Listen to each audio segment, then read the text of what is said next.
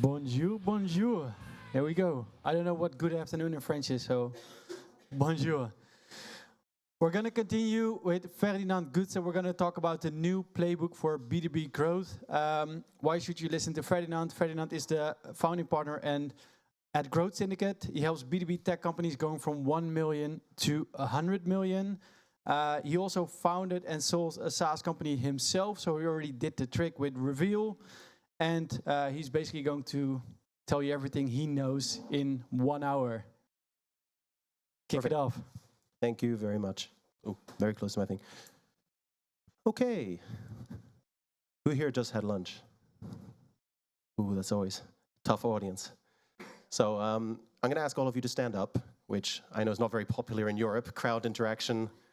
But, you know, we need to learn something from our American pals, just to make sure everyone's awake. All right, and also to annoy the camera guy a little bit. All right, so I'd like you to sit down if you are not at a B2B company. I can't guarantee you'll have the most interesting time, because we're going to talk a lot about B2B. A lot of what I talk about applies to B2C, but it's a good starting point. Okay, sit down if you are a founder. Okay? Sit down if you are not in marketing and growth. And the rest can sit down now. Thank you very much. Just to get an idea, I thought raising hands would be a little bit less interesting. Okay. So we got about an hour. I don't think I need an hour. You guys just missed all the audience interaction. It's okay. I'm going to be talking about the new playbook for B2B growth. Joran just gave an introduction. I don't want to bore you with my life story. I've been doing this for over 10 years. Some of the brands I worked with that you might know as one of the first hires at Growth Tribe, helped build a lot of the courses there. I led growth as the CMO of Recruity, expanded it into the French market. So any of you recruté here, but Recruity. And we, Clément and I, one of my co-founders, actually launched a company called 3D Hubs in the manufacturing space. We launched the French market in this room next to here a few years ago. Altogether, we have several exits under our belt. And essentially what we do with the Growth Syndicate, I think I have a slide for this. What we do with the Growth Syndicate is we help companies grow. We help companies go from 1 million to 100 million. That's kind of the range we've operated in. We don't work with companies pre-1 million in revenue. We don't work with companies post-100 million in annual revenue. And the way we do this is through a fractional service. I try to front-load the pitch so I don't have to bore you with pitchy slides later. We have strong beliefs. There's two things we believe. Number one, it's always better to in-house all your marketing and growth efforts. A lot of agencies, not so great. Consultants, really good advice. Very often you don't get the practical execution. What we do is we come in, we build your foundation, we help you figure out your pillars for growth, and then we get out within 9 months. The end result always being that you have an in-house team. And we do this because we believe that growth is always best built in-house. When you understand the audience, when you understand the market, when you have a really clear idea of the vision of your company, that's always a good starting point. The second thing I strongly believe is that B2B marketing, the what, is not rocket science. Every B2B company is kind of doing the same kinds of things. So you're not going to learn anything new about what to do. But where the real magic in B2B growth lies is in the how. How you do things is everything. Companies that struggle with growth don't struggle because they're not doing the right things, it's because they're not doing them right. And I think that's really the starting point for understanding how to scale in kind of the modern age. There we go. I was asked to use the template slides, so I just added the templates in front of my own slides because I was kind of last minute on that. I think the most important thing to understand is that the world is changing. And the world is changing in a way that the way you need to grow a B2B business has to change with it. And I think we can talk about all the different changes that have happened in the last 10 years.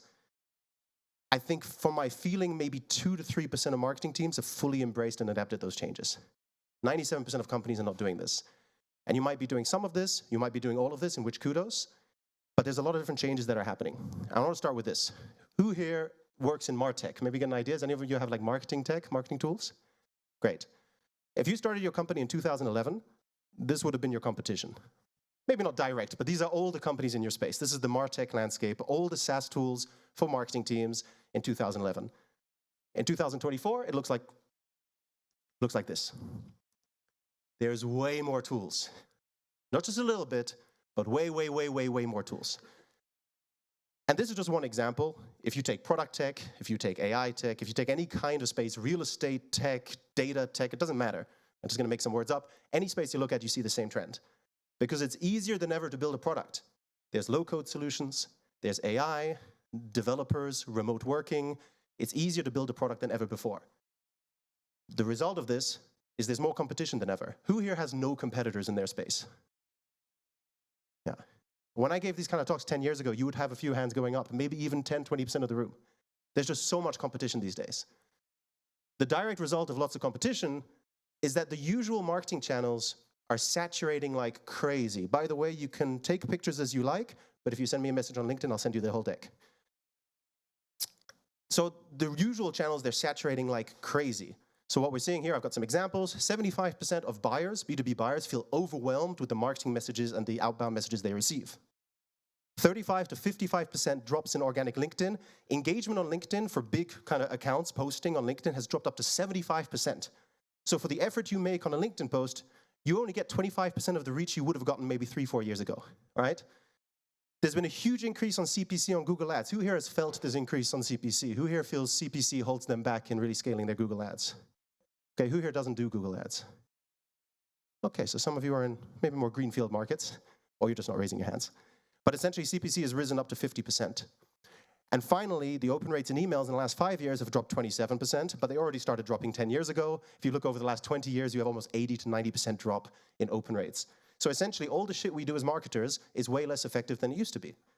And if we keep using the same tactics, and the competition keeps growing, and it will, we're going to keep having the same problems, but in a more exacerbated way. Usually what this means is that you as a company, you start, maybe to get an idea, who here is sub 1 million ARR? Okay, sub 10? Who here is over 10? Okay. Some of you are not engaging. That's okay, I might pick you out individually as we go. Once we get more comfortable with each other, I'll get there. I think the bottom line is, what we see with every company that we work with, every company I've ever worked with, we've done this now with 50 companies over the last years. At some point you hit a limit. At some point you cannot scale your Google Ads budget anymore. At some point you cannot increase your open rates anymore. Like, how many subject line optimizations can you make until you get a more bigger open rate? You just can't. So when you hit that limit, what do? And this is what we're going to talk about today. There's a few other issues.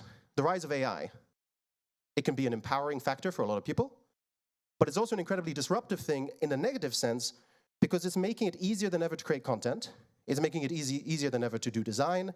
It's making it easier, like I said, to build tools, which only adds more competition and saturation to the market. Now, one of the things we're going to talk about, I don't believe that AI necessarily gets you from a 6 out of 10 to a 9 out of 10. AI is going to get people who are a 2 out of 10 to a 7 out of 10. Click farms and kind of like bullshit black hat tactics are just going to get better quality. They're going to go from a 3 out of 10 to a 7 out of 10. But if you're a 7 out of 10 marketer, AI is currently not going to get you to a 9 out of 10. Your content's not going to be a 9 out of 10 if you generate it with AI. It can maybe help you get the first draft. It can maybe accelerate your workflow. But what we're seeing is the internet flooded with more content, more LinkedIn posts. That can be a positive, but it can also be a negative. If you look at Justin Welch, one of the biggest LinkedIn influencers, this is a really good example. This is a post he made recently, a couple of months ago. And all the comments are AI generated from a pod with AI, and it's exactly the same comments. The problem with this is that the more you have this, the less people look at the comment section. The less people look at the comment section, the less they're going to comment. The less they comment, the less reach you get, the less interesting LinkedIn becomes, and bam, another channel down the drain. And we're seeing this trend over more and more channels and over more and more industries. Now, there's another context to this that's really important, is there's less money in the market than ever before. So not only is it harder than ever to grow your business, but nobody's got any cash. Nobody wants to give us cash. Well, some of you maybe, if you're in AI, you'll still get the cash for the next couple of years, but less and less cash in the market, less and less investment, and even the investors who are still spending cash, they want to see more ROI. They want to see default alive, they want to see potential profitability, they want to know that you have this positive ROI, because they just lost hundreds, if not thousands of companies to poor unit economics. So the pressure to perform is higher, but it's harder than ever to perform. It's kind of a sucky situation. I apologize to everyone who's in marketing.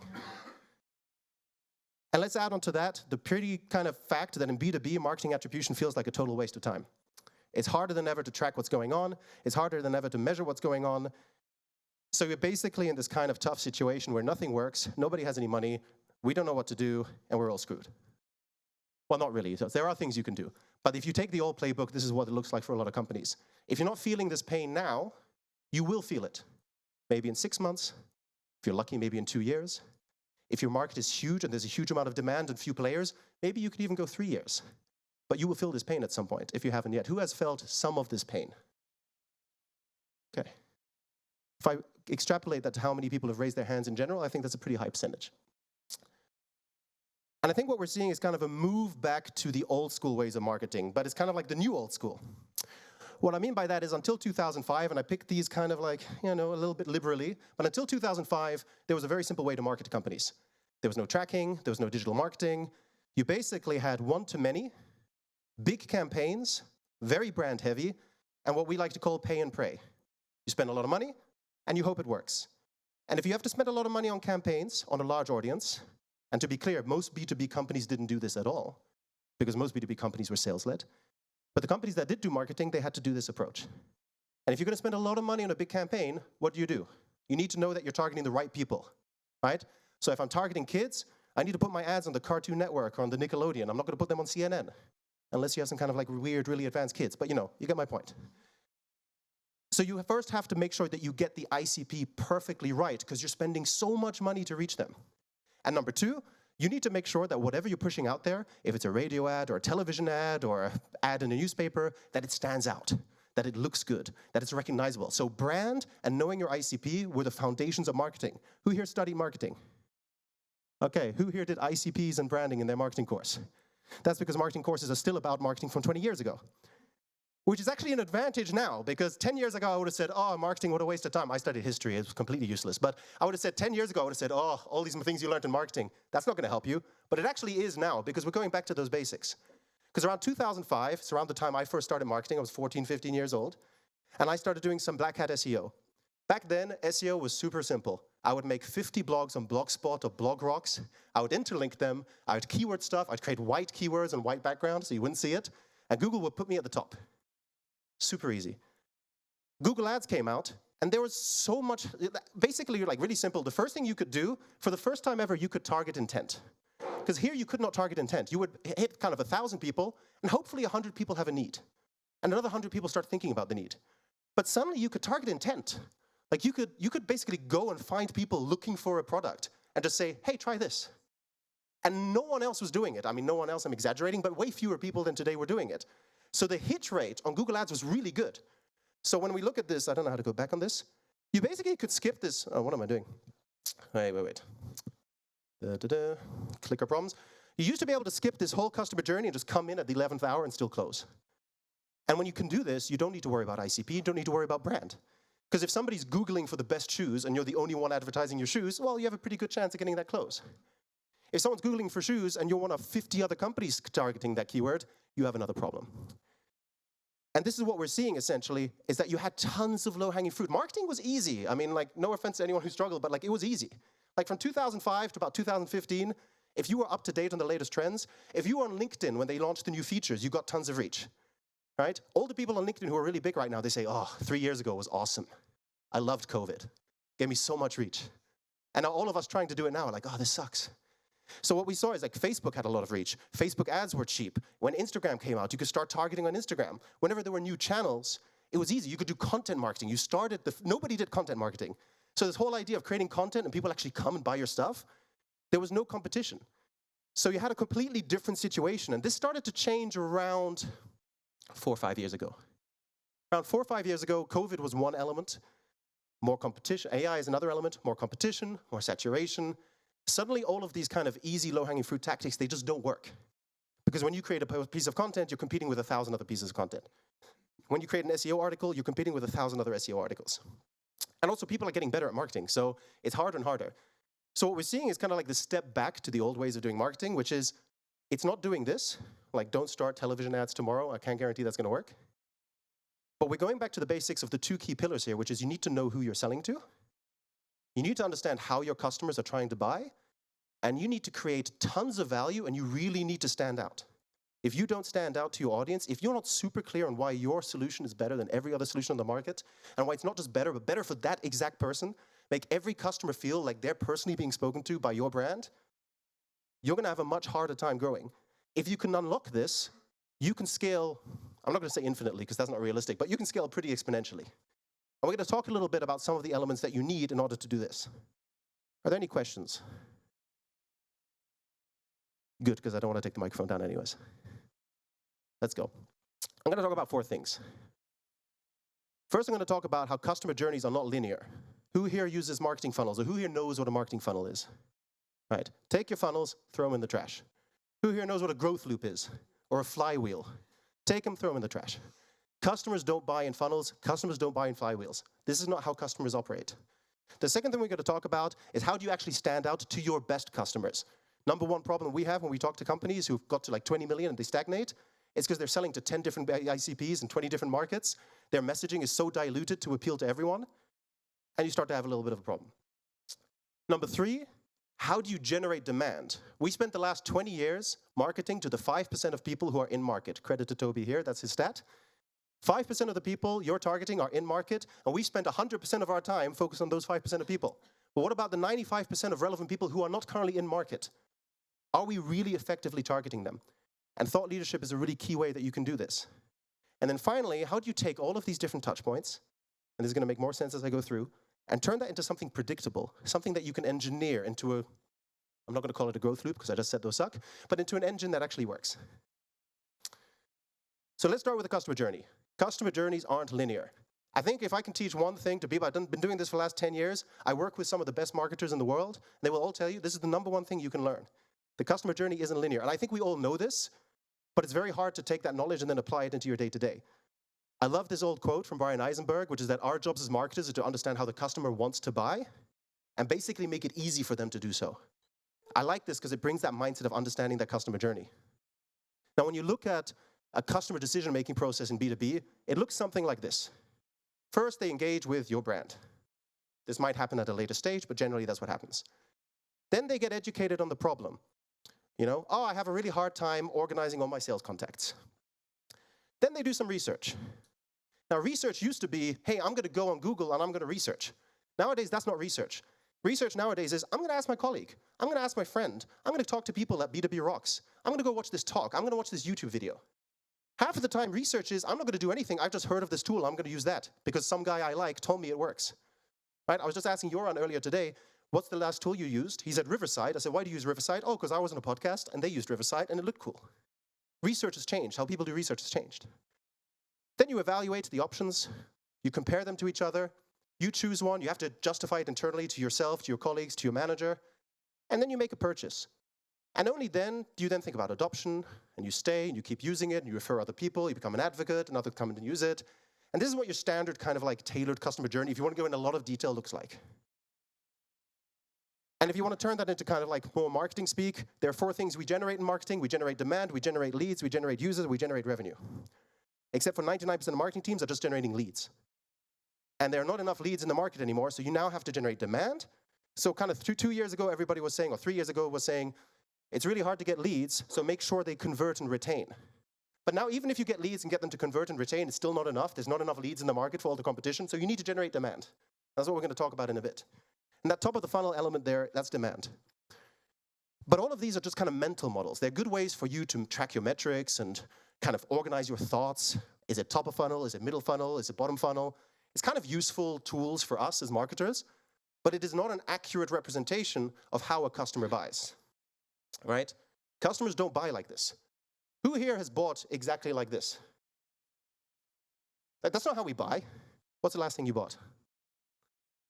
Okay, now I'm not going to put you on the spot. What about you? What's the last thing you bought? If it's embarrassing, just pick the previous one. The temperature monitor for my... Okay, temperature monitor. Was it a Nest? It was a Nest? Was it a Google Nest? Okay, how did you choose it? You just went on Amazon? And did it have the best ratings? Best ratings and price? Did you know the brand before you did it? Did you sign up on their website?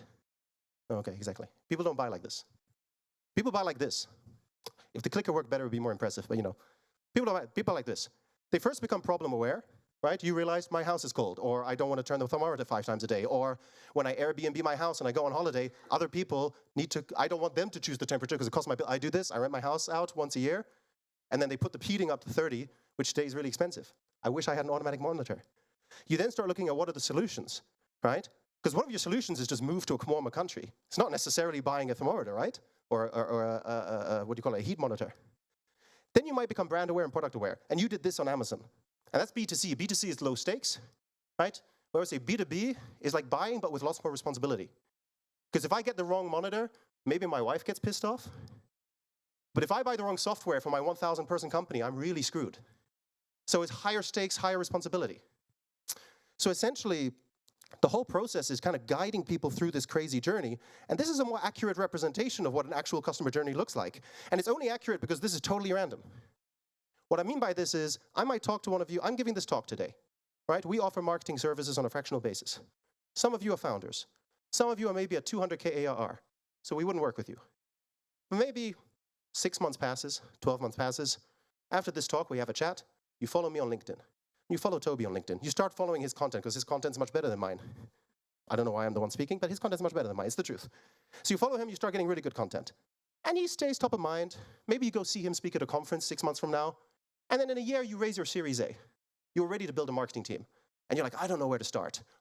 This Toby guy, he works for the Growth Syndicate. Hopefully, if we can keep him that long. He works for the Growth Syndicate. Maybe I should go talk to them. That's not something you can track. That doesn't come up in your analytics. That doesn't come up in your attribution, but it still happens. And I think that's the key. Data-driven is good, but I think data-driven B2B is about signal finding. It's not about perfect truth. And we've gone from no data to data obsession to data paralysis back to kind of no data again. And I think the key here is you need to know what to measure. You need to know how to measure signals, and you need to know what enough signals is. That's really hard. But if you're good at that, you can actually adapt to this real customer journey. Whereas most marketing teams, they're focusing here. They're focusing on this part you can track. Because it's really hard to get buy-in from your manager and your CEO to focus on this stuff. Now, this looks kind of convoluted, but I'll give you an accurate example, or a more specific example. Does anybody here know Spark Toro? Okay, who here knows Rand Fishkin? I want the hands up. Come on, engage with me. Spark Toro, Rand Fishkin, Moz. Who knows Moz? There we go, a few more. So Rand Fishkin created a tool called Moz together with his mom, and then his mom fired him. I hope he doesn't see this. That's actually true, as far as I know. And then he created a tool called Spark Toro. And then Liam Maroney, who's like basically pretty big voice on LinkedIn these days, he decided to buy Spark Toro. So let's talk about how he found Spark Toro. Number one, he's been a fan of Rand Fishkin for years. How the hell do you track that? Right? That doesn't happen. Nearly impossible. Forget about it. Number two, Rand releases amazing videos on his LinkedIn every week, and I don't click them, I don't like them, I don't comment on them. How are you going to measure that? Again, we have a problem. Even if he did click and comment, it's really hard to get that level of data on LinkedIn. Number three, he grabbed one of the links and he stuck it on Slack and shared it with a colleague. Then that colleague goes to an event and chats to somebody else. They get convinced, they share the pricing page, they discuss it, they then have a meeting in person, they go have lunch. All kinds of things happen. And then finally, he goes on Google and he clicks the branded traffic keyword for Spark Toro. Now, in 90% of companies, the performance marketer is sitting there like, that's my lead. I did all the work there. The salesperson's like, oh, I did all the work because I closed it. Meanwhile, 90% of the touch points that actually made Liam buy this product, they didn't happen. They didn't happen down here. They happened throughout what we call the dark funnel. I didn't coin that term. Chris Walker coined that term. But essentially, it's this part of the customer journey. It's very hard to track. It's very hard to measure. It's very hard to predict. But just because that's hard doesn't mean it doesn't exist. And the truth is 95% of your potential buyers live there. And if you can find a way to find the signals and guide them through that process, and I'm going to show you a few examples on how you can do that, then you really unlock a whole nother level of growth. And you also future-proof what you're doing. And it all starts with actually being interesting. If you're selling a crappy product, none of this is going to work for you. It's unfortunately the truth. So you need to have a really good product. And actually, there's a lot of good products out there. Every company we talk to, what happens is we talk to them, and they're awesome. Like, the CEO is amazing. Their product is amazing. She explains everything in detail. We're like, I totally get why you're awesome. And we go on the website, and I totally don't get it. And I look at her LinkedIn, and there's no posts. And I look at all their content, and it doesn't talk about the things that she's actually solving. This is the number one problem we see. So being able to stand out to your best customers is the number one thing. That starts with actually knowing who your best customers are. We have this kind of like mantra where, growing a company is easy. You just need to know who your best customers are and how to get more of those people. It's simple. It's not easy, it's simple. Know who your best customers are and know how to get more of them. And that comes down to quite complex. It's more complex in B2B than it is in B2C because you're selling to an organization, you have a decision-making unit, you have the person who makes the decision, you have the person who uses the product, you have the person who gets in the way and pisses you off, like the CFO. These are the kind of things that happen, or legal. So you have to understand, what is this decision-making unit? What is this kind of team of beasts that you need to tame in order to actually get into the company? Now, if you're targeting 5 of these, You're dealing with like 50 different types of people. But your messaging on your homepage is targeting one person. And the only way, there's that famous, we're B2B Rocks, we can take a rock reference. Like Kurt Cobain said, I'd rather be, if you try to be liked by everybody, nobody's going to like you. This is the number one thing that happens in marketing. We try to appeal to 10 ICPs, so we water down a message so much that nobody actually engages with it. That's what's really important. To resonate, you have to niche down.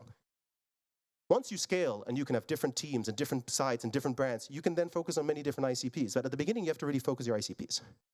Now, this is an example a lot of you will have seen, so I've tried to freshen it up. Who here has seen this? Who here knows what's coming? Okay, a couple of you. So who here builds personas? Who here has a persona document? Okay, good. Persona documents can be useful, but most of the time they're not because they have this kind of information. 77 years old, born in 1946, white male, US citizen, top 1% wealthy American, self-employed, relatively famous, married with children, owns luxury properties in New York, has been in the entertainment business, and has written a best-selling book. This is Donald Trump. It's also Elton John. Now, usually people do this with King Charles and Ozzy Osbourne, so I spent a lot of time with ChatGPT to change the examples up and make them a little bit more current. Because I did this talk to millennials the other month, and they were like, who's King Charles? Who's Ozzy Osbourne? Never felt that old in my life. And if you're sitting there saying, hey, Elton John's actually British, he became a US citizen in 2020. So another reason why these criteria don't work. Now, most people will tell you the conclusion of this is that they're different, so they don't buy the same. But if you're selling prostate medication, it's super relevant for both of them. So it's all about what you're selling, what their need is, and how it matches. So this can be useful, but only if it actually tells you something about the problems you're solving for them.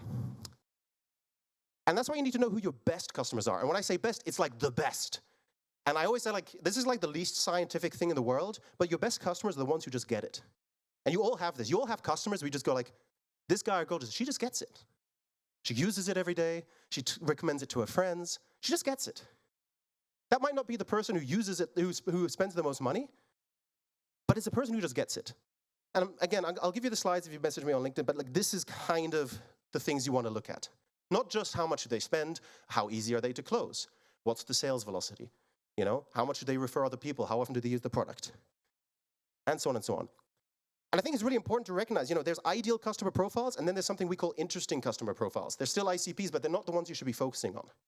Put your energy here, because it allows you to differentiate and stand out. That doesn't mean you don't sell to these, because I hear this all the time. Bootstrap founders say to me, yeah, but I can't afford to not sell to people. Yeah, that's fine, sell to them, but you don't have to put them at the top of your homepage. Right? Put your energy, put 80, 90% of your effort into your top ICP. I put 2 here because I find it really hard to get people to do 1, but if you can do 1, it's better. If you went to Stefan Smulder's talk earlier about Expandy, 1 ICP, right? Almost at 10 million, right? So this is where your main messaging, your main stuff goes. That doesn't mean you can't focus on other ICPs, but run experiments on them, do outbound, maybe create a dedicated landing page. That doesn't take a lot of work, right? Use Expandy, do an automated outreach. That takes you 10 minutes to set up and it costs you no money, that's fine. But all your effort and positioning and messaging has to go into this main ICP. I said I won't need the hour, but I think I might. And there's a bunch of things you can do, and I'm not going to go through this whole list because I'm going to give you a really concrete example, but it allows you to do everything better. You stand out more, you speak their language, and I'm going to give you the story. Who here knows the company Insided? Acquired by Gainsight. Does anybody know Gainsight, one of the biggest customer success tools in the world? So the founder of Insided had the same investor as me, my previous company, which I sold in November. And he told me the story. And I was like, oh, this story is so good, I'm going to tell everyone. But of course, it was confidential. Well, he made a huge mistake. 3 weeks ago, he actually did it on a public podcast, so now I can actually tell his story. And he tells the story of how he created Insided. He founded Insided in 2010 with this idea that if we can create a community for customer success for our B2B customers, we can create a better customer experience. He had this problem himself. He applied it. We were selling to energy banks, financial associations, software companies, and multiple companies. We were spread way too thin in terms of roadmap efforts, sales efforts, communication, messaging, everything. Selling to too many people, you're trying to talk to too many people, your messaging sucks, it's not clear, the logos aren't relevant, only 1 out of 4 logos are relevant, you're not speaking their language. It was just a problem. They still managed to get to about 5 million ARR. They raised a Series A, but then they hit a limit, and their cost efficiency started to really drop. So what happened? They had to lay off 75% of their company because they were just spread too thin. They were selling to too many people. Like, we don't have the resources to sell to 50 people. We don't have the resources to sell to 4. And the point I'm going to make is what I'm going to show you. The way to do marketing today, it's time-consuming, it's difficult, it's a real skill. It's not like marketing is a catch-all for kids who don't know what they want to do anymore. It's a real skill. It's really in-depth. Don't worry, that's also how I ended up in marketing, so I say that from a personal perspective. But it's actually harder and more effort than ever before. And it's more expensive than ever before. So you can't afford to do it for 10 different ICPs. He gave me the example that they used to get requests for certain integrations every day, and sales would really hound product and marketing. We need these integrations. And once they focused their ICP, it turns out their main ICP didn't want those integrations. So this is not just a marketing problem, it's a product problem, it's a sales problem, it's a success problem, it's a brand problem, it's everything. So essentially what happened here is he laid off 75% of his team right after they raised a Series A. I don't want to be in that boardroom meeting when you tell your Series A investors 2 months later that you've just had to lay off 75% of your company. And they decided to focus on one ICP, customer success managers at mid-sized B2B SaaS companies, who at the time of the 5 million revenue represented 200K, right? Who here has the balls to say no to 4.8 million of your ACVs or your ARR to focus on an ICP? It's very hard to do. But they had to do something because they were running out of cash. The customer success managers, they got it, they understood, they were the easiest to close, they were the most engaging, they referred the most people.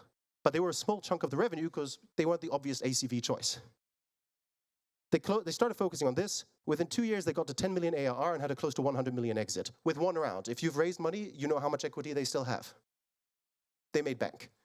And that's only from focusing on the ICPs. And what he said is, I went to 100 companies, and I spoke to every single customer success manager, and I got to know how they think, how they talk, who they talk to, where they hang out, what they read, what they care about, what they dream about at night, what their personal problems are, what their jobs to be done are, what have you. And he really understood them inside out and turned the whole company based it around that. And that's how they got from 5 to 10 million. But it's actually not 5 to 10 because they actually had to say no to about 80% of their ARR at the time. Massive growth in 2 years because of ICP focus. So it's all about standing out, right? The reason I say you need to focus on your ICP is because you need to deliver, like the bar for what you need to deliver used to be here, and now it's here. So when it's here, you can maybe focus on 4 ICPs because you can spread this over 4 companies and that's okay. But when the bar is here, you need to focus your efforts. Focus on one ICP.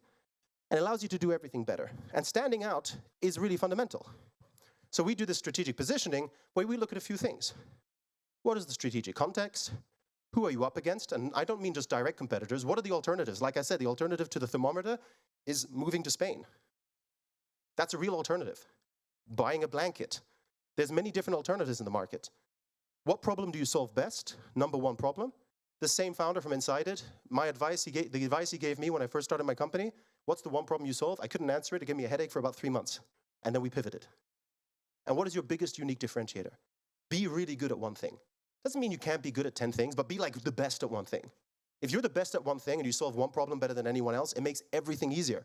Because you can just go on your website, the best CRM for marketing teams tired of HubSpot. All the marketing teams tired of HubSpot might be convinced.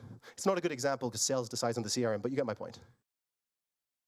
So understanding the competitive landscape is important. It's not just direct competitors. There's all kinds of different elements that come into play. So you need to really be clear on your differentiation, not just from direct competitors, but also indirect competitors. Like the alternative from taking an Uber to the nightclub is staying at home and going to bed. Like it's a real alternative. It's probably the most common alternative, at least in my life. And it's important to understand that there are different forces that influence a purchase at any point in time, right? We have habits that keep us away from buying. We have shiny objects that pull us towards buying. And once you understand what these kind of different factors are, that's when you start to kind of contextualize a little bit all these different touch points we talk about. Why are they looking? Where are they looking?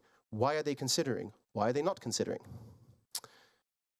Now, if you want to kind of like do like the crash course on this, just read the book Obviously Awesome by April Dunford, probably the best marketing book in the world. You can also read Building a Story Brand by I don't know who, but check it out. Those are 2 really good books. But essentially, who are your best customers? This is our version of it, so we've adapted it from doing this with many companies. Who are your best customers? What problems do we solve for them? What are the alternatives to your product? What are your unique differentiators? What are their most likely objections? Why will they say no? And what proof points do you have for that specific customer? Right? Nobody reads your case studies. This is the truth. You spend months and months, nobody reads them, but what they see is, I don't know, like Carrefour was happy enough to give them a testimonial. That's cool. It has a value, but not the value that we think. So if you want to do case studies from a content perspective, put them on YouTube, create a story, do a course around it. You have to go way deeper than just a normal case study these days. But just having it is kind of a point of proof, but past the homepage on the actual content, that's changed. So think about the proof points you actually have. A really good example of this is Adam Robinson. Who here knows him? Okay. Controversial figure. He calls out people. His tool is kind of questionable. It helps you identify people on the website, not just the company, but the people on the website, and then shows you their LinkedIn. It only works in the US because it's not very GDPR compliant. The point is he built retention.com to 20 million without any funding, and then he built this tool, and within 6 months, they hit 2.6 million. And he has 100,000 followers on LinkedIn, and he shares everything, the whole journey, how they do it, because his audience is the people buying this tool. And he talks to them. And when somebody creates a cool workflow, he actually highlights them on LinkedIn and shares that workflow with others, right? So he stands out. Like when you're thinking, like, I don't know if this tool is good, but this guy is everywhere. And all the people I respect are talking about him on LinkedIn. So I'd probably go check this out if I had, no morals. I live in Europe, so it's hard. But if I was in the US, I'd probably do this. Because he stands out. And standing out is important. It doesn't mean you don't have to be controversial, but you have to stand out. And controversial is a pretty good way to stand out. If you look at today's politics, controversy stands out. That's just how it is. But there are other ways to stand out as well. So there are positive ways to do this as well. Now, I think the bottom line here is you need to create demand. You cannot just rely on the demand that is already in the market. If you're relying on the demand that is already in the market, you will have problems sooner or later, probably sooner. So you need to create demand. And when there are demand creation and demand generation activities, they've existed forever. But how you do it today is everything. And I think the way you need to do it today is through thought leadership. If you look at how the kids buy today, they go on TikTok. They look for recipes on YouTube Shorts. And that's probably already too boomer for them. Like, they buy differently. Creators are everything. Personal profiles are everything. This is how people buy today. You used to get recommendations from your friends, then you got recommendations from Google, now you get your recommendations from Jake Paul or someone like that, I don't know. This is how the world has changed. And now we're seeing that in the B2B sphere, the same is happening. People don't take recommendations from Google anymore. They take recommendations from other people on LinkedIn, people they meet at meetups, people that they talk to in their community. And you have to become a thought leader if you really want to stand out and you really want to cater to these people. Because thought leadership is about creating value, right? It's about creating value for people. And I love this quote here. We're going to talk about this on two fronts. But you can't really buy engagement. Engagement is something you build by creating value for people. Now, we talked about this dark funnel and all these different touch points. We gave that example from Liam Maroney of these different touch points. Look how many of these are actually influenced by thought leadership. Like, I'm here today because this is part of my dark funnel, right? There's a small part that just likes to talk about myself. There's the ego part. But the main part is because this is part of my dark funnel. And there are many other activities that fall into this. And they all come down to thought leadership. You can call it demand gen. You can call it content marketing. We kind of like to change the terms a bit because content marketing, old school content marketing doesn't work. So we try to really go on to what's different here. It's thought leadership. And this is what I was talking about before. Companies spend all of their resources on the 5% of people who are actually in market. If you want to dispute the numbers, maybe it's 7, maybe it's 8. But the majority of people are not currently in market. If you're in a B2B, if you're in a company, 99% of the tools you're going to buy in the next 5 years, you're not thinking about them right now. The tools you're going to, like a new iPhone, for example, the tools you're going to buy in the next 6 months, you don't know about it today. You probably don't even know what tool you're going to have to buy in 2 weeks when the CEO goes like, oh, we have to do a podcast. So you're not in market right now for 99% of the tools you're going to buy. That's true of all the people who might buy your tool. They're not in market right now. So why are we going after this tiny slither? It's because we used to do it because it's easy, but it's not easy anymore. So if it's not easy anymore, we may as well do the hard thing that's more scalable. So when you try to generate B2B demand, I got to give a big shout out to Toby because I've kind of stolen half his slides for this one. But yeah, we work together. I'm allowed to do that. Essentially, if you want to generate demand, you need to change the way people work in B2B, right? If you want somebody to adopt your CRM, they need to probably change how they manage their sales contacts, right? If you want to change the way people do email automation, right? Who here has used autopilot before? Yeah? If you used HubSpot, which is kind of like a flow chart, and then suddenly you have these weird circles and autopilot, that's a change in behavior. The more change in user behavior needed, the harder it is to make the sale. This is why you have enterprise-focused companies and medium-sized companies. Medium-sized companies generally need to minimize the amount of change needed, because you can't afford to teach. And enterprise companies can afford a bigger change because they can coach and consult and actually drive that change by charging a higher price. But if you're trying to change the way somebody buys, and we are, because we're targeting the 95% of people who aren't there yet, we're trying to do two things, right? The 95% who are not there yet, number one, we're trying to make them aware of us so that when they are there, they think about us. If you ask me to buy a CRM, I'm not going to do research. I'm going to go HubSpot, Salesforce, Pipedrive. And then I'm going to compare. there's a new player, unless I'm seeing somebody I follow on LinkedIn talking about it, or my colleagues mention it, I'm not gonna research, I'm not gonna go on G2 and find the best sales. I'm not gonna do that. And most of you won't do that either. So you need to be top of mind, that's number one. And number two, a bunch of people in your market have problems, they just don't know it. And you need to make them aware. And creating like a HubSpot-style content strategy is just not good enough to make them aware anymore. You need to take it to another level. So essentially, we're trying to change people's way of working, which means we need to change people's perspective. And the only way you could change somebody's perspective is by having a perspective yourself. And we usually all have perspectives. We just struggle to bring that across in our marketing. When you look at all of these people who are really big on LinkedIn these days, they all have a perspective. They have a thing. They have a point of view. Because point of views is what people want to consume these days. We try to do this in kind of like a managed framework, right? If you work with an agency on brand messaging, and like if you're in a brand agency, like, sorry, because I'm not going to be nice to you, but most brand agencies, and we've gone through this flow as well, they will take you through this process of, let's create your brand pillars, and let's do your vision statement and your mission statement, and then you sit in a room for 3 hours. Oh, what is the vision? What is the mission? Actually, this is too practical. This is not high level. You do that for 3 hours, and you never use it in your marketing ever again. This is what happens with every brand process ever. It doesn't mean it's not valuable. It's valuable for your company, your culture, your values, but I don't care about that stuff right now. I care about growth. And if I care about growth, I want to do things that actually influence the way we grow the company. So it starts with, and I do think it's important to know why your company exists. So your mission, your vision, your purpose, you put it in here. But I don't care how it sounds. I don't care about the words, because this is an internal anchor. Based on that, you create a strategic, spin in the way, you create a strategic narrative. You're crystal clear about your positioning. I showed the strategic narrative canvas we used a second ago.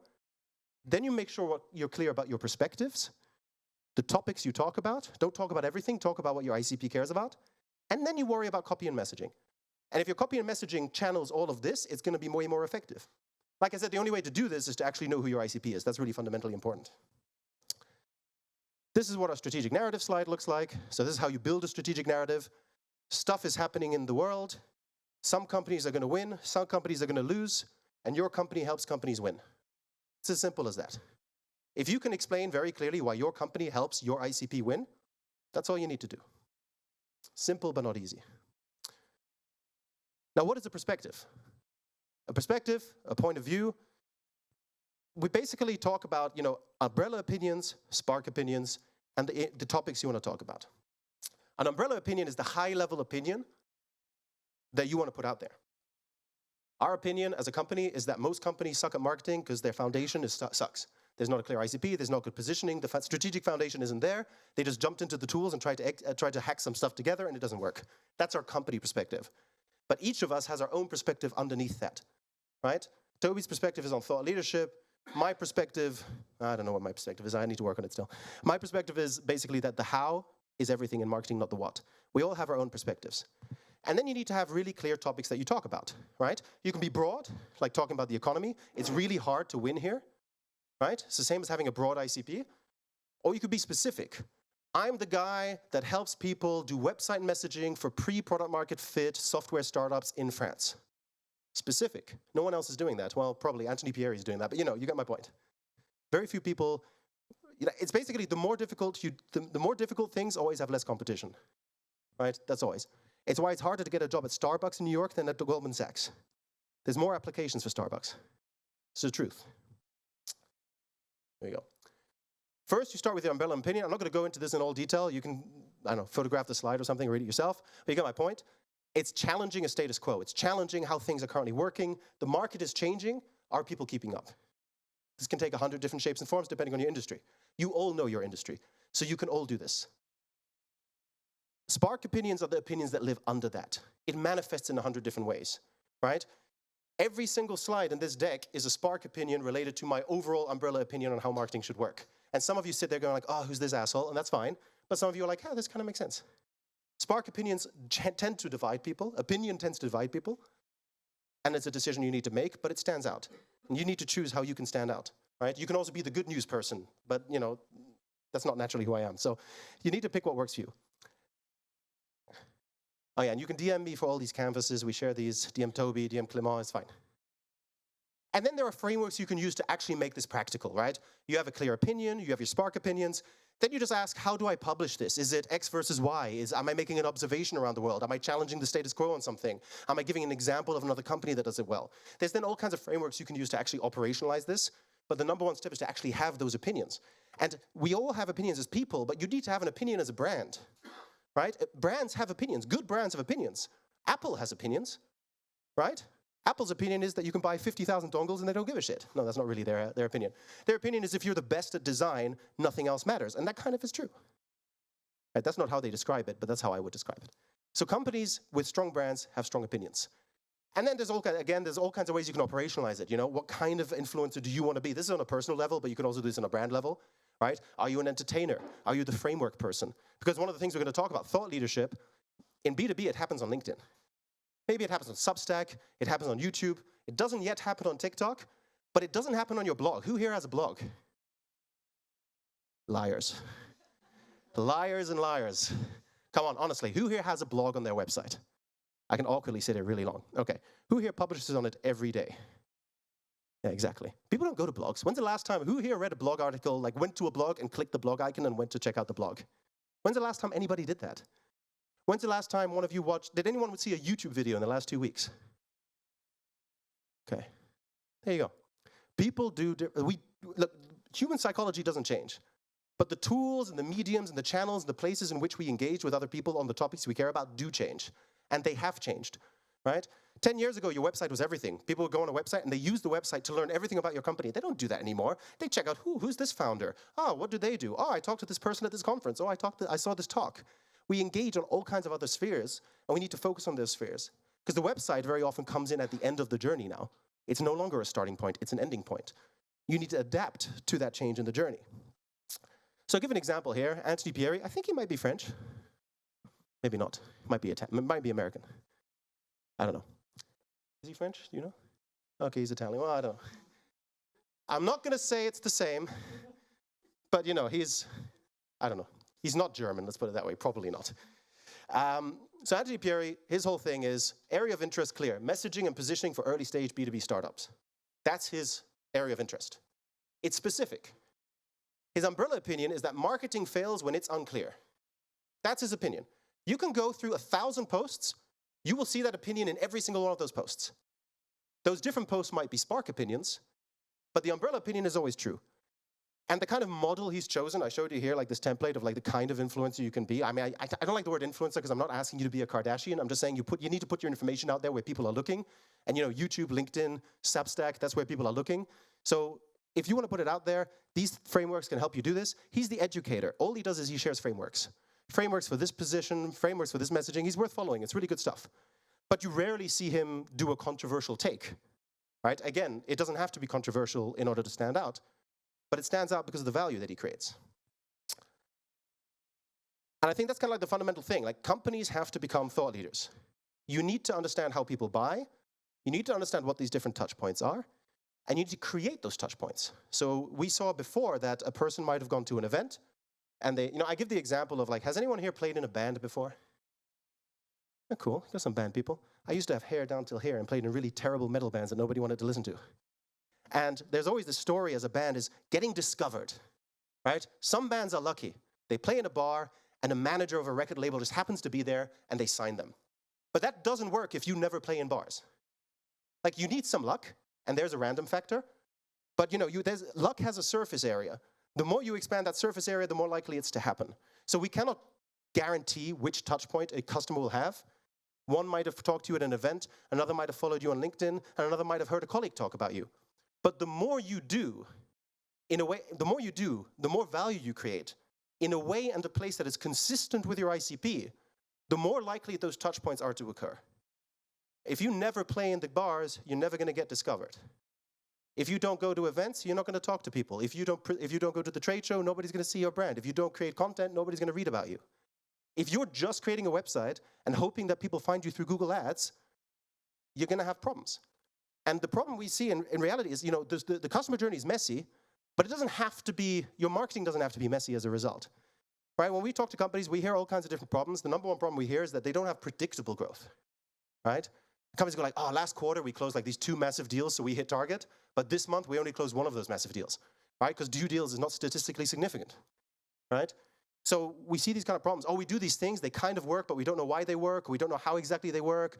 You know, we created this blog content. I kind of think it was a good idea, but I don't know if people really read it and actually attributed. Sales keep saying this is attribution. You know, we don't always know why things are working, and there's a lot of randomness. And I think this is where what I was saying about, you know, it's not about the what, it's about the how, right? And I'm going to give you an example on this kind of randomness versus how to make it more organized. But essentially, how you do these things really matters. If you know your ICP and you really stand out and you have a clear perspective, it becomes way easier to nail the how. Right? The how gets easier when you know who you're talking to, how you should talk to them, and why you're different from everybody else. And you know, it's really easy to think you have that. Like I founded a company, and it took me 2.5 years to figure that out. And I knew all this stuff, and it didn't work, because you get lost in, oh, this is valuable, right? Oh, people love this. It's really easy to fool yourself. It's really easy to get lost in kind of shallow metrics. You really need to stand out, and you really need to test that in the market over and over again. So when I talk about the what versus the how, there's only 4 ways you can grow a B2B business. I know Nathan Latka told you there's 33 ways yesterday. You can box them all into these 4 categories. There's 4 things you can do. Thought leadership. This is everything that's content, demand generation, brand, webinars, events. The reason I put this in one bucket is because very often all of our content is random. A lot of companies, they have a blog here, and they have a webinar here, and maybe sales owns it, and maybe product owns that webinar, and it's all over the place, and it's not consistent. If you create your perspective first, and then how are you going to convey that perspective? If you're in the corporate world, webinars, and I'll give a specific example. We work with a company that's a Microsoft cloud provider, right? And when Microsoft suggests or like tries to implement a new tool with a company, they will recommend 3 potential partners to implement it. If you don't make that list of 3, you don't get chosen. Doesn't matter how good you are. So they need to market to the end user, but they also need to market themselves to Microsoft because they need that Microsoft salesperson to put them in the top 3. Now, we could do an event where we invite those Microsoft people to come along and listen to all our great case studies. You will bore them to death. So instead what we're doing is we're inviting them for beers and sausage rolls. Why? Because that's what they care about. They want to come and meet some nice people and have a nice drink and have fun. Because that works for that ICP. When you're talking with the customer who's trying to implement a new kind of Microsoft system for their hospital, they want to see how you did it for the other hospital. They want to see that use case. But the Microsoft person doesn't want to see that use case. They want to first get to know you, talk to you, build a relationship. So thought leadership is about creating kind of consistency across all of these different content efforts you make. The second is search engine marketing, SEO and SEA, Google ads, Bing ads, this kind of stuff. And it's becoming less effective over time. SEO still kind of works, but you need to do it well. Then you have what we call marketing-assisted outbound. It's basically outbound, but driven by marketing. What I mean by that is you don't just reach out to a bunch of companies cold and hope that they answer. You create ads and content and webinars and events. You create a network of value points before you ever actually reach out to them. And then the last one is product-led growth. If you have a SaaS company, product-led growth is a big driver. If you can drive more growth through your product, that's great. There's a 5th kind of secret one, which is partnerships. But that depends a lot on your industry. I can't guarantee that works for everybody. Most partnerships are a form of co-marketing, and it falls into thought leadership in my book. The thing with thought leadership is that it's kind of a value driver across everything. If people follow your brand, like what are sexy brands today? Can someone name, like, what is like a sexy SaaS brand? I know it sounds kind of sad to talk about sexiness in a SaaS brand, but what are like cool companies everyone's talking about today? HubSpot? Canva? Yeah, Gong. Come on, sexier. What's like really hot right now? Clay, boom, Clay. What do you say? Somebody here said something. Doesn't matter, we'll go with Clay. Clay, Hockey Stack. These are companies, sexy companies, like, oh, they're awesome. When you do, like, that's not an SEO play, but if I go on SEO and I'm reading like the best guide to analytics and I see Hockey Stack and 5 other options, I'm clicking Hockey Stack because I like their brand. So thought leadership is a force multiplier across everything you do. It makes your outbound more likely to get responses, it makes the people more likely to click your search results, and it makes your people more likely to give you the time of day to try your product. Half the time when I'm trying a SaaS product, I've already decided I want it based on soft factors, and then if the product sucks, I'm so disappointed. Because I've already decided, I love Adam Robinson, I'm going to try our B2B. Oh, it only works in the US, that sucks. Right? So thought leadership is a force multiplier for everything. And I know some of you are going to feel like, oh, I don't want to be an influencer. That's not what I'm saying. Thought leadership is about creating content around a perspective and delivering it to your best possible customers in an effective, continuous way. That's what it is. For some industries, that's boring webinars, and for some other industries, it's dancing naked in the street. It's all relative to what you're doing. So you have to find that, you have to understand the customer in order to figure out what's going to work there. Because if you can engineer these touch points, right? And like, there's a way to engineer it, but before we engineer it, just doing these things makes it more likely to happen. Because your ICP does things. I can't guarantee you the order. So I can't tell you, oh, this is the order it'll happen in. Right? We used to talk about content funnels. Read this article, retarget them, get them to read another article. Who does that? It doesn't work anymore because the articles aren't good enough. And the channels aren't good enough. So you have to create these touch points to actually have a chance at doing this. If you create those touch points and you have a chance at doing it, everything else gets easier. Now you can also engineer it. Now I've worked with, if I count my days at Growth Tribe, I've probably worked with over 1,000 companies. This is what marketing looks like in almost every company I've ever worked with that had a challenge with growth. They do all the right things, but they're not consistent and they're not doing them right. What I mean by that is the trade show is run by sales and is targeting a certain, like the French market, whereas actually all the thought leadership efforts on LinkedIn are targeting the American market. But actually like the retargeting is only on the case studies, but nobody's actually ever clicking the case study page. It's these kind of random things that, it's good, it's valuable, and if you do this randomly, it's better than not doing it, right? Because you can't predict the customer journey, and somebody might read your case study, and they might read that retargeting post, and that guy from the States might go to France to your trade show. It could happen. But if it's the randomness doesn't come from being able to say, this is the order it happens in. It comes from knowing your ICP. If you focus your efforts, you can create that network of value, and they will go through it. That doesn't mean everyone's going to hit all the touch points. Some might hit one touch point 4 times, and some might only hit 2 of the 5 touch points. But if you're targeting 50,000 people, you can assume that 1,000 to 2,000 of them are going to hit some of those touch points. This is why I don't obsess over data, right? Does it make strategic sense? Do I have data signals to suggest it makes sense? And then you can track as you go. But you need to first think about the customer experience and how they make decisions before you look at the data. Because you need to really cater to this. And you can organize this, right? So first of all, you have kind of your inbound motion. This is your pull. Google Ads, thought leadership, and SEO.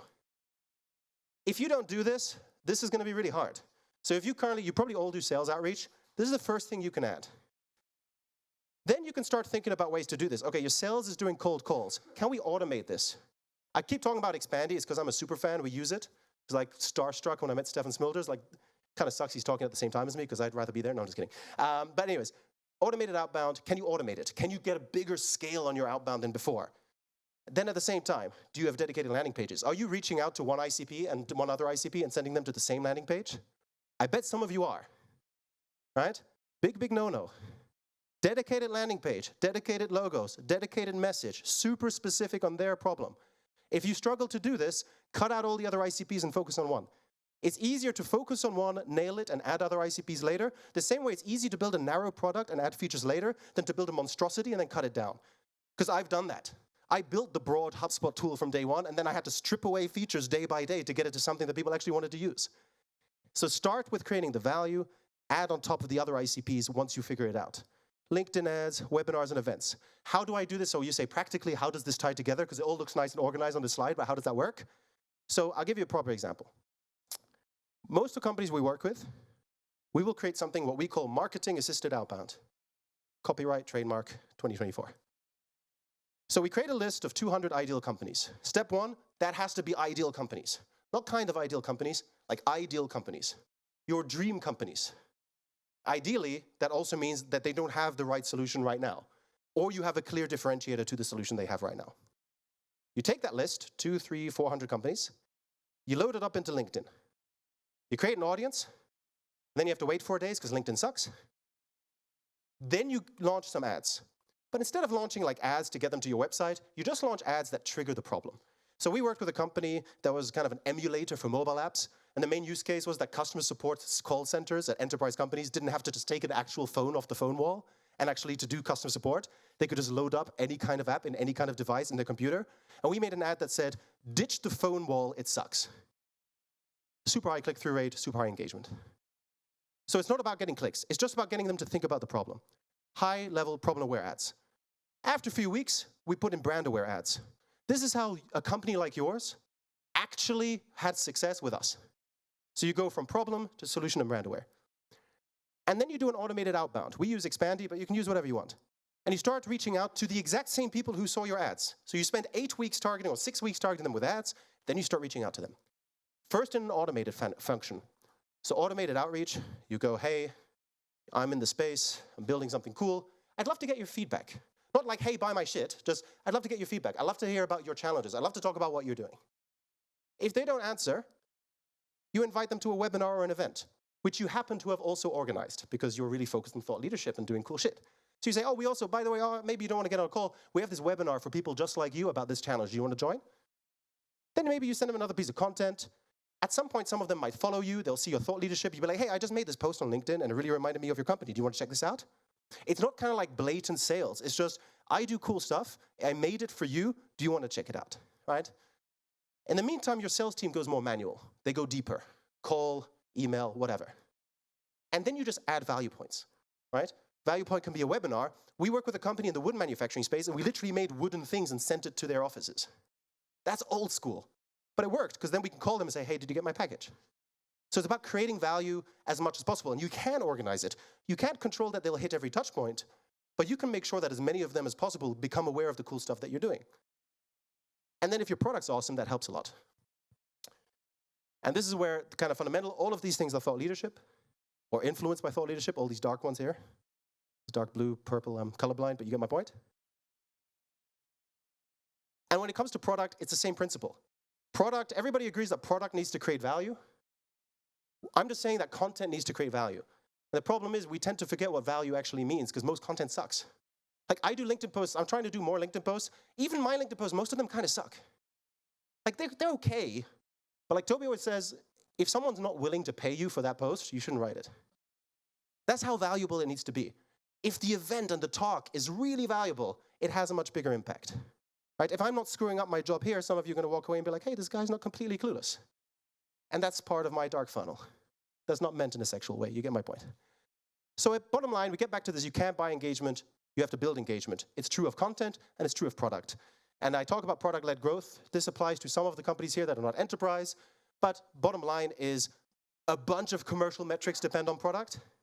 Right? What I'm trying to say is you can do all this right, but if the product doesn't do its job, it's going to be really hard. So make sure your product is solid. Good experience, good adoption, good engagement, all of this really depends on having a strong product. These are the kind of things you can do for product-led growth. There's the obvious PLG levers. Free trial, freemium, reverse trial, user onboarding, in-app referrals, growth loops. That's like your engineerable product growth. But there's the kind of unengineerable, like not engineerable, but the less spoken about product things, which is product experience, product marketing, and pricing. Right? If you nail all these things, this entire flow becomes easier. And it all is interconnected. It's the point I'm trying to make is no matter where in the funnel you are, where in the customer journey you are, whatever you want to call it, it's all interconnected. So for example, Adam Robinson, he posts processes about how other people use our B2B to be super successful, and he showcases the product. It's a form of product marketing. So product marketing can also be linked to thought leadership. Onboarding can be linked to thought leadership. Miro's template marketplace is also a form of thought leadership. This is how you should do things. This is how successful teams do it. This is how other companies do it. It's a form of thought leadership built into the product experience. So it comes down to this, which is, I think, thought leadership. Every company needs to be a thought leader. Thought leadership is the ultimate driver of growth in the future. When I say thought leadership, I don't mean Kardashian-style content. I mean know your customer, know where they hang out, have a clear perspective, have a clear way to convey that perspective, and understand what touch points you need to create and engineer to get them to consume your perspective. Because when they consume your perspective and you do it well, you change their perspective, you open them up to your product, and that's how you close deals at scale. This is what I think the future of marketing looks like. This is your bottom line. That's it. Thank you very much. I'm going to take a breath. All right, okay.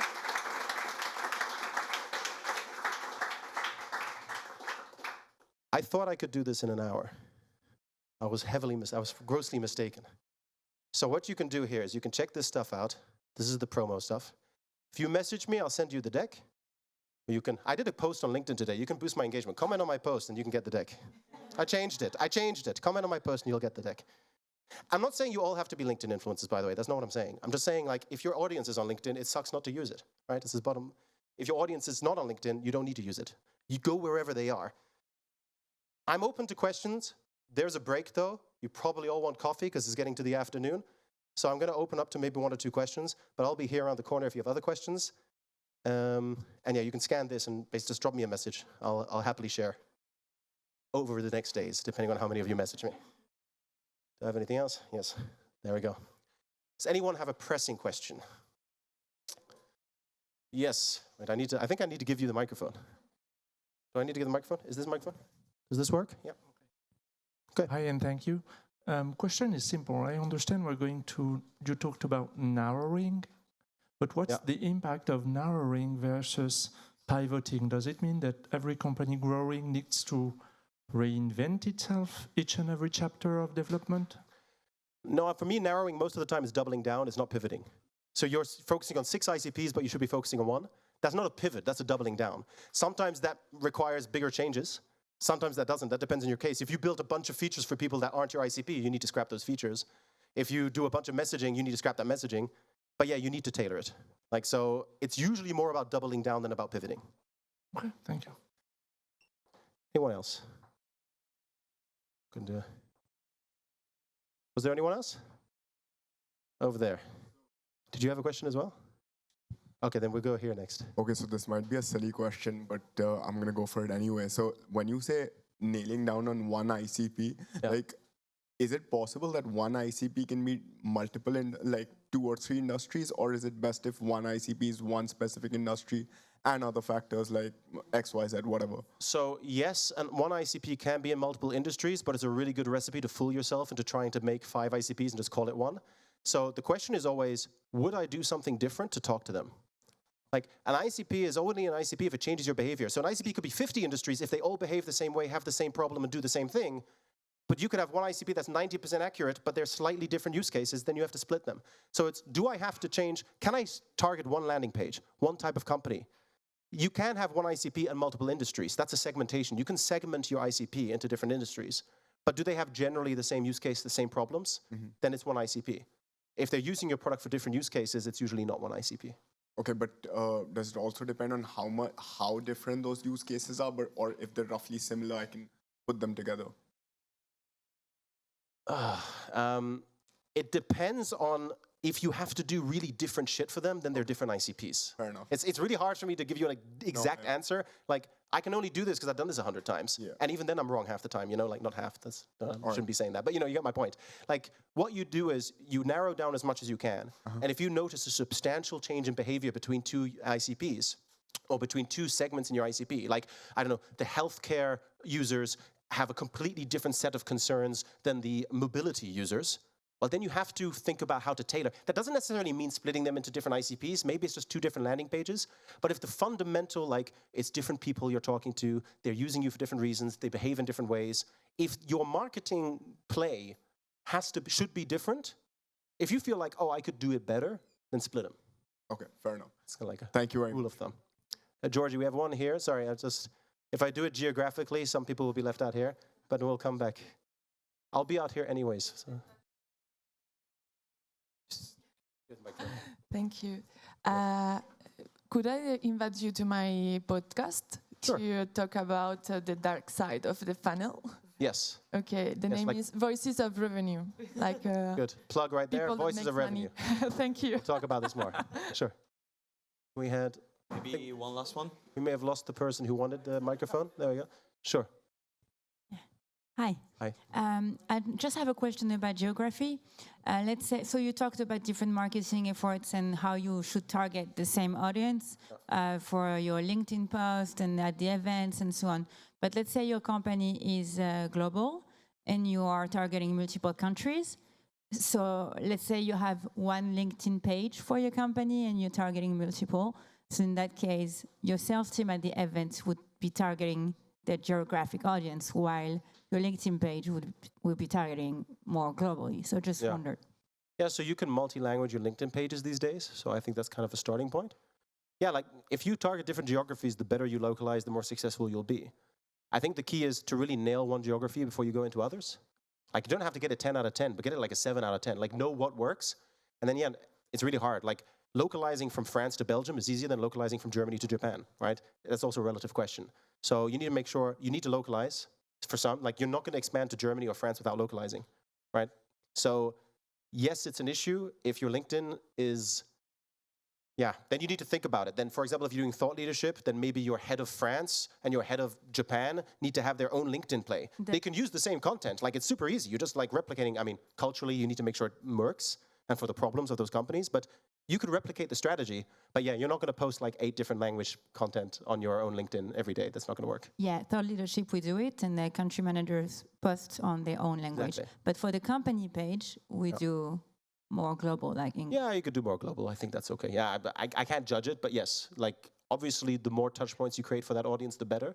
But again, you know, if you're targeting the Netherlands, they probably read English content. If you're targeting France, a little bit less. If you're targeting Germany, a little bit less. If you're targeting to Japan, not at all. So like, it depends a little bit. But you can multi-language your pages now, so you can do that. Thank you. Is that it? We go one more. Last question. Yes. Well, I like that he just announced this is the last. Mine's the the final. last question, the best. What is the place for the salesperson in this new approach? Because I wonder, who is it leading the game, marketing or sales? Because as a salesperson, I'm phoning, reaching to people every day, 90% of the time. But yeah, so this is a bit controversial, but I think from a results perspective, marketing should be at the service of sales for this process. I think the point here is that you're talking to people who have like no touch point with your brand. Our job is to make sure that they have tons of touch points before you ever reach out. So when it comes to marketing assisted outbound, I think marketing needs to not own it, but drive it, and needs to not mess with your process. So when we come into a company, if you have a list, I always ask, so when I start with a new company, I say, what's your account executive's list of companies? And I'm going to start focusing on those companies. You don't need to do anything. I'm just going to make sure that when you reach out to them, they know who we are. They've maybe attended a webinar, and I'll be very open to communicate with you the touch points we're creating. I think it's not realistic for a sales team to create all these touch points. The problem is right now, the relationship with marketing and sales is sales goes like, I need a new sales deck. And that's like 99% of the relationship between marketing and sales.